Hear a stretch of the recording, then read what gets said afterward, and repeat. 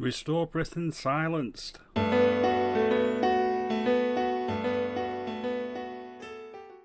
Good afternoon. I appreciate your time. Hope you've had a nice Easter. There's two tools that MPs and a singular tool that the public have at their disposal to hold the government to account.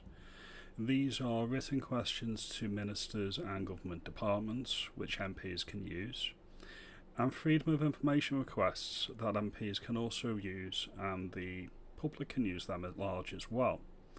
This is creating a problem for Keir Starmer, and it's creating a problem for the Labour Party and government, because they are being held to account by people who are much more committed to an open discourse than they are. This is what I'm going to get into with this article and this video, so thank you for your patience. The number of written questions to government departments doubles in a year. Senior government sources have suggested that MPs may be using AI to submit written questions to ministers. Key Whitehall departments had to answer almost twice as many questions, oh no, from MPs and peers in 2025 as the year before, with AI blamed for the massive rise Sky News can reveal. MPs have been accused of diverting resources and wasting public money after the number of written questions, WPQs, rose to 90,331, up from 49,125 in 2024, which was close to average for the previous decade.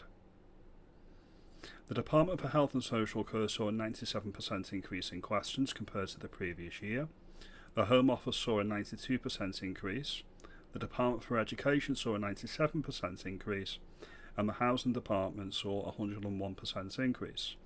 Submissions from some MPs surged from 10 or 20-fold in the second half of 2025 compared to the same period the year before, following the general election. Just 10 MPs accounted for 20%. I'm sure we know Rupert Lowe among that small number of MPs, and they accounted for 20% of the Commons WPQs submitted in the second half of 2025. These included Lib Dem MP Al Pinkerton, whose use increased more than 20-fold from 36 to 721, and Independent MP James McMurdoch, who on 2nd of January alone saw 342 questions tabled in his name on a range of subjects from Palestine funding, road deterioration, and the UK-Italy Young Leaders Programme.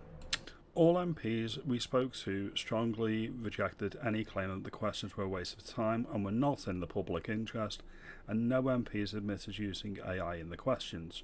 No, but the ministers probably used AI in the responses. The increase was confined to pockets of the Commons, and there was no massive difference in the number of WPQs submitted by members of the House of Lords over the two periods compared. Many MPs believe WPQs are an essential tool for extracting critical information from the government departments. Some told Sky News that the growth in questions stemmed from government's failure to answer questions first attempt. We know that's true. I mean, just look what Keir Starmer does on PMQs, with a number of MPs saying they were leaning into the system, or learning the system. Is AI behind the rise? But senior government sources have launched an extraordinary attack on the MPs for the growth of the questions which they believe could be time wasting. No, it's holding you accountable and you don't like it. Some of the WPQs we're seeing were also so obscure and so generic that if you regularly left wondering how an MP could come up with such of them, and perhaps the answer they haven't, it was AI. So we'll leave this here and we'll get into the crux of what's going on. Just so we're clear, this has nothing to do with wasting government time or taxpayers' money. This has everything to do with the government being made to look amateurish, stupid, and unelectable. Surely. I've said I'll do what is right. That should be enough for your committee. This is what Rupert Lowe did in Parliament recently after a Freedom of Information request was submitted, and this is what they want to stop. Rupert Lowe. Thank you, Mr. Speaker. Through Freedom of Information requests, Restore Britain has uncovered unpublished Treasury analysis, breaking down contribution by ethnicity. Evidently, the data exists, so will the Chancellor today commit to go further and publish the same analysis by nationality so that we can see which groups are paying their way and more importantly, which groups are not.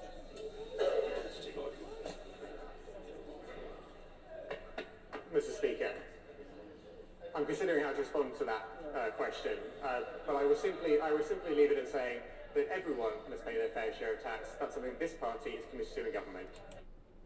We'll leave this here. You'll notice in that clip that the minister didn't actually answer the MP's question, Rupert question. He diverted. He said everyone should pay their fair share. He didn't answer whether migrants, whether they're legal or illegal, are actually contributing to the economy, whether they are net contributors. Those are two different things. Now, the government has launched a review into limiting the FOI requests and also the ministers' questions or written questions to ministers. They are looking to limit that.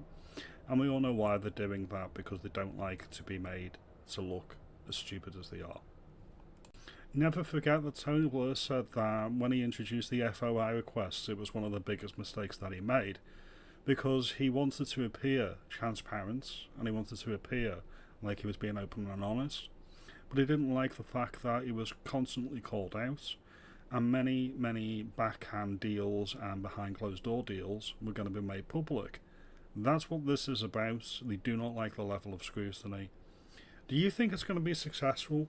Do you think Restore Britain are going to be cut off at the knees, or do you think it's just going to galvanise the grassroots and people like me and you, that we're going to get behind them more?